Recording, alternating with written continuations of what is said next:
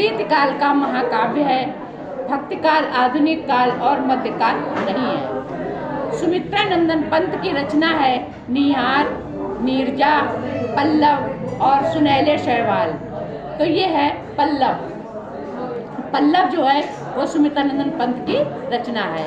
इसके पश्चात कलम का सिपाही के रचनाकार कौन है? कलम का सिपाही के रचनाकार हैं अमृत राय। शांत रस का स्थायी भाव क्या है?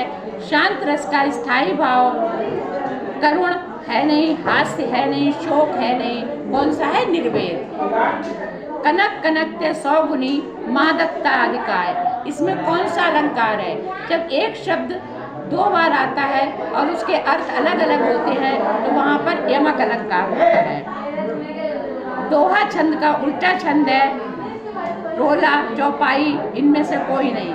सोरठा, तो सोरठा है क्योंकि जो दोहा होता है उसकी मात्राएं 13-11 होती हैं और सोरठा की 11-13 होती हैं, तो इसलिए सोरठा सही है। पर्यावरण में किस उपसर्ग का प्रयोग है?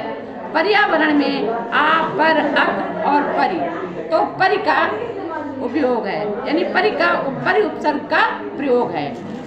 धुआं का तत्सम क्या है? धुआं का तत्सम धूम्र है। धूम्र, धूम और धुआं दिया हुआ है, लेकिन धूम्र सही है। पंचतंत्र में कौन सा समास है? द्वंद्व, द्विगु, कर्मधारय, बहुब्रीहि। पंचतंत्र यानी 5 तंत्रों का समाहार। जहाँ पर पहला शब्द संख्यावाचक होगा वहाँ पर द्विगु समास होगा।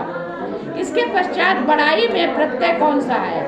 आ, ई, आई, इनमें से कोई नहीं, तो बड़ा शब्द है और ई इसका प्रत्यय है। निम्न में कौन सा पर्याय नहीं है?